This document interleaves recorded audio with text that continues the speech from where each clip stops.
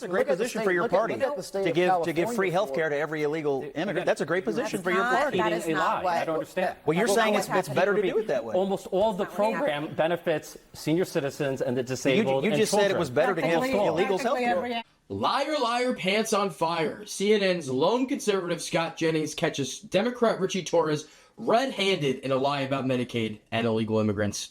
Let's watch now. Not miss the part where Donald Trump essentially. But it seems like a pretty big fit to completely quit what you're doing over one disagreement. He was either going to lose because he was getting primaried, or he was going to lose because he voted for the bill and it's so unpopular and it would kick people off of their health care. It's not unpopular. It's very popular. I think it's underwater even by Fox News. I think his political analysis is wrong. I don't think it's unpopular at all to try to reform an entitlement program to save it for the people who need it, to keep illegal aliens from getting welfare benefits they shouldn't be getting, to encourage people to go to work. I don't think these things should be shied away from by Republicans. None of that is true. First of all, I think Medicaid It's exactly true. It's exactly what's in the bill. Federal law prohibits undocumented immigrants then why are from receiving Medicaid benefits. On it? Why are That's a figment of your imagination. It's a figment of the CBO's documents. Let me explain the facts. It's in the CBO documents. I'll explain the facts.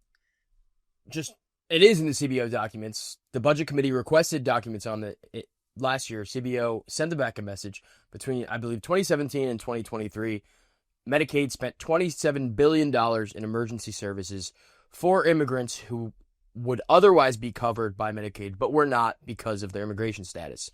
So, Ritchie Torres, right off the bat, is lying. Let's watch Scott torch him for it. Is it or not? Let me explain. It's not, actually. No, you are lying. No, that is not. It is not true. Okay, hang on a second. Inventing facts out of thin air. All right. So Medicaid is. Hold on, guys. Medicaid. State program. Medicaid. Hold on. Medicaid is the most popular program after Social Security and Medicare. So $1 trillion cut to Medicaid, which is what Republicans just did, is not only bad morals and bad economics, it's bad politics. Medicaid is actually more popular than you, Scott Jennings. It has 70% approval rating among Republicans. How do you know what my approval More than 80% among independents, more than 90% among Democrats. It's political suicide for Republicans. I wonder what Ritchie Torres' approval ratings are. I bet they're lower than both Scott and Medicaid's. I think it's political suicide to come on as a member of Congress and lie about what the CBO says. So the majority of people who benefit from Medicaid are senior citizens and those with disabilities. Almost all Medicaid funding goes toward the elderly, the disabled, children, and working adults. That's who it's for. And that's not for illegals. And those are the people for whom it principally benefits. Scott, just to disentangle this here, the federal law prohibits undocumented people from getting Medicaid. That is the law. But they're on it. Okay, not the federally funded part of Medicaid. States have their own funding mechanisms, and some of them have chosen to expand it to include everyone. That money comes from the federal government, though. This is a ridiculous argument. Okay, well, yeah, I mean, federally, Medicaid says that illegal immigrants can't be on it, which, first of all, is a no-brainer. People that aren't here legally shouldn't be getting government services. But second of all, there is a provision within Medicaid that emergency services, which is a separate part of traditional Medicaid, it's for people who are basically have an emergency. Nobody's saying that people shouldn't be covered. They're saying that illegal immigrants are covered by emergency services. That money ultimately comes out of the federal budget. I'm not sure what Abby Phillips is arguing here. There's a difference here. Now, you don't like to acknowledge the difference, but that difference does exist. So No, I disagree with that. I mean, that funding, a lot of that funding comes from the federal government, the bulk of it.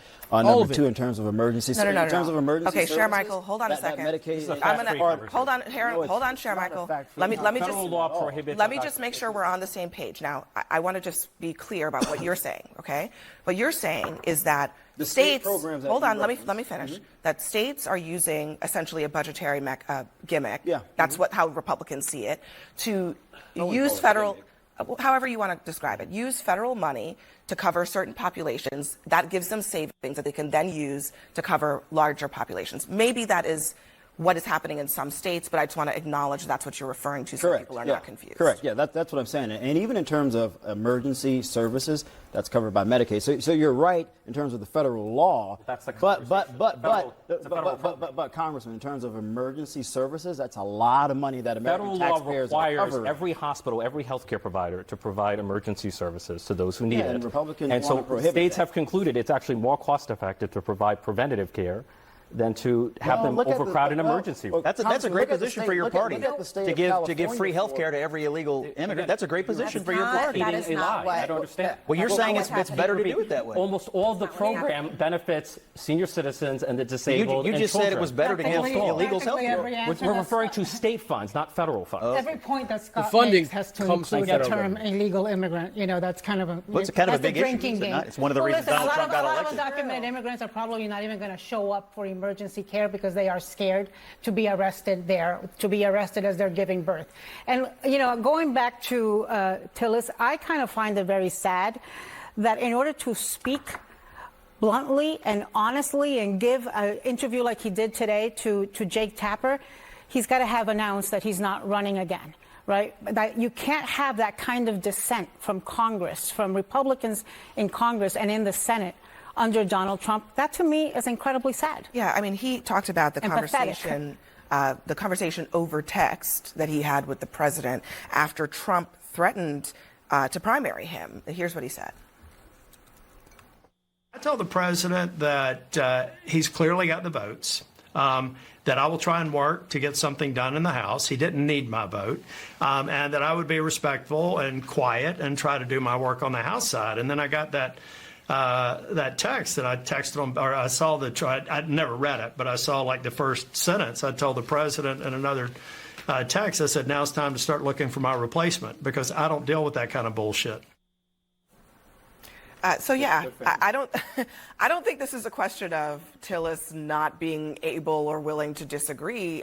They're going into the Tillis stuff because Tillis, most people probably know, but Senator Tom Tillis, Republican senator from North Carolina, voted no on the Senate version of Donald Trump's big, beautiful bill, largely in part because of cuts to Medicaid. This is what they're talking about now today.